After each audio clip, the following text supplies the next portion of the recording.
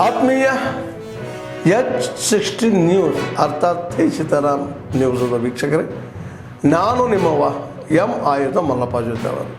ತಾವು ಈಗ ಸುದ್ದಿಗಳ ಲೋಕಕ್ಕೆ ಎಂಟ್ರಿ ಹೊಡಿತಾ ಇದ್ದೀರಿ.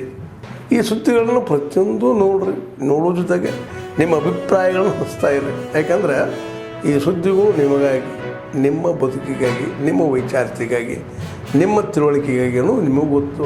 ಜೊತೆಗೆ ನಮಗೂ ನಿಮ್ಮೊಂದಿಗೆ ಇದೊಂದು ಮಾತಾಡುವಂಥ ಜೊತೆಗೆ ಸುದ್ದಿಗಳನ್ನು ಬಿಡುವಂಥ ಕೆಲಸ. ಈ ಕೆಲಸದಲ್ಲಿ ನಾವು ನಿಮ್ಮೊಂದಿಗಿದ್ದೀವಿ ಅಂತ ಹೇಳ್ತಾ ನೋಡ್ತಾ ಇರಿ ಸುದ್ದಿಗಳನ್ನು. ಇರಿಗೇಷನ್ ಡಿಪಾರ್ಟ್ಮೆಂಟಿಂದ ಸೂಚನೆ ಕೊಟ್ಟಿದ್ದರು. ಹಾಗಾಗಿ ಕೆಲಸ ಪ್ರಾರಂಭ ಮಾಡಿದ್ದಾರೆ. ಈ ಮಧ್ಯೆ ಸ್ವಾಭಾವಿಕವಾಗಿ ಅಲ್ಲಿ ನಮಗೆ ತೊಂದರೆ ಆಗುತ್ತೆ ಅಂತ ರೈತ ಸಮುದಾಯದವರು ಮತ್ತು ವಿಶೇಷವಾಗಿ ಶಾಸಕರುಗಳು ಪ್ರೊಟೆಸ್ಟ್ ಮಾಡಿಸಿದ್ದಾರೆ.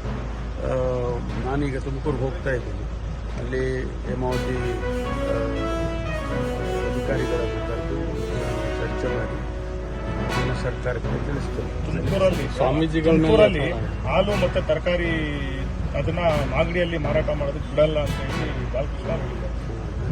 ಇಷ್ಟೊಂದು ದ್ವೇಷದ ಮಟ್ಟಿಗೆ ಇಲ್ಲ, ಅದು ನನಗೆ ಗೊತ್ತಿಲ್ಲ. ಒಬ್ಬರೊಬ್ಬರು ಶಾಸಕರುಗಳು ಸಂಯಮದಿಂದ ಹೋಗಬೇಕಾಗ್ತದೆ. ಆದರೆ ಆ ರೀತಿ ನನಗೆ ಗೊತ್ತಿಲ್ಲ. ಹೇಳಿಕೆ ಬಂದು ನೋಡೋಣ. ಸರ್, ಸ್ವಾಮೀಜಿಗಳ ಮೇಲೆ FIR ಹಾಕಿದ್ದಾರೆ ಅನ್ನೋಂಥದ್ದು ವಿರೋಧ ಇದೆ. ಚಂದ್ರಣ್ಣ ಸ್ವಲ್ಪ ಮೇಲೆ ನೋಡಬೇಕು. ನಾನೀಗ ಅದಕ್ಕೆ ಹೋಗ್ತೇನೆ.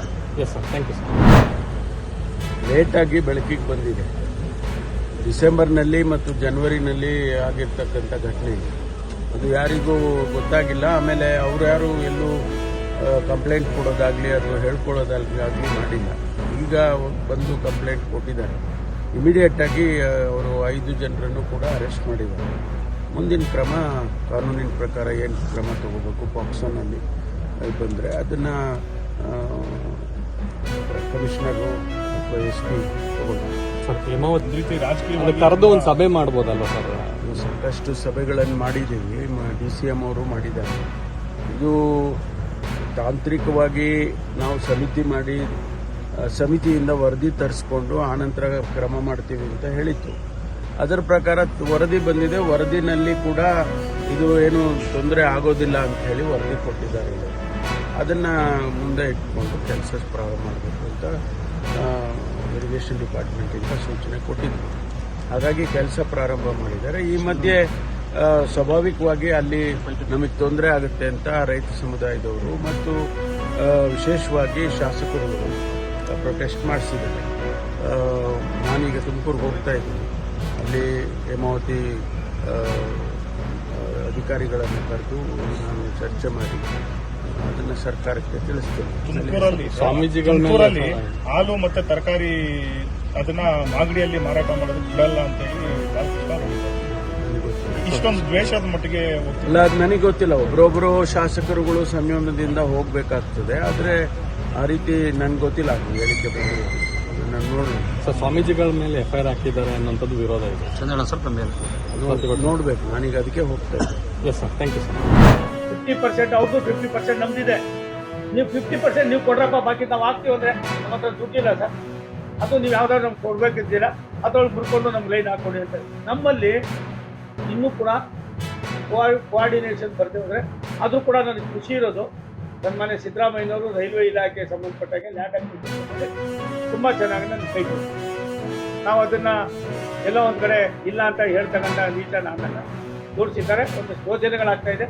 ಯಾವ್ಯಾವ ಯೋಜನೆಗಳನ್ನ ನಾವು ಕೈಗೆತ್ಕೊಂಡಿದ್ದೀವಿ ಮುಗಿಸ್ತೀವಿ. ನನ್ನ ಭಾರಿ ಇಂಪಾರ್ಟೆಂಟು ನಿಮ್ಮ ಗುಲ್ಬರ್ಗಾಯಿಂದ ಬೆಂಗಳೂರಿಗೆ ಒಂದು ಡೈರೆಕ್ಟ್ ಟ್ರೈನು ಭಾರಿ ಅವಶ್ಯಕತೆ ಇದೆ. ಅದಕ್ಕೂ ಕೂಡ ಆದ್ಯತೆ ಕೊಡ್ತೀವಿ.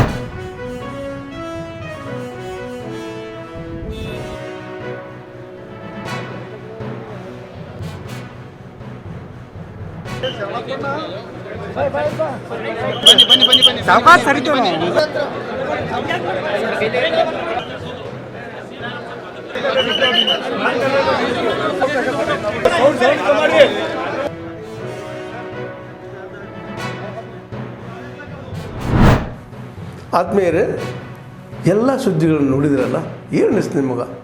ಇದರಲ್ಲೇ ನಿಮ್ಗೆ ಲೈಕ್ ಆಗಿರ್ಬೋದು, ಡಿಸ್ಲೈಕು ಆಗಿರ್ಬೋದು, ಕಾಮೆಂಟ್ ಬೇಡಪ್ಪ ಅಂತೂ ಅನಿಸಿರ್ಬೋದು, ಕಾಮೆಂಟ್ ಮಾಡಬೇಕಪ್ಪ ಅನಿಸಿರ್ಬೋದು, ಶೇರ್ ಮಾಡಬಾರ್ದಪ್ಪ ಅನಿಸಿರ್ಬೋದು, ಅದು ಮಾಡಬೇಕು ಅನಿಸಿರ್ಬೋದು. ಏನಾದರೂ ಆಗಲಿ ಶೇರ್ ಮಾಡ್ತಾಯಿರಿ, ಈ ನ್ಯೂಸ್ಗಳು ಹಂಚ್ತಾ ಇರಿ. ಜೊತೆಗೆ ಇದಕ್ಕೆ ಸಬ್ಸ್ಕ್ರೈಬ್ ಆಗ್ತಾಯಿರಿ ಅಂತ ಹೇಳ್ತಾ H60 ನ್ಯೂಸ್ ಅರ್ಥಾತ್ ಹೇ ಸೀತಾರಾಮ್, ಇದು ಸತ್ಯದ ಕೈಗೆ ನಡಿ. ವಂದನೆಗಳು.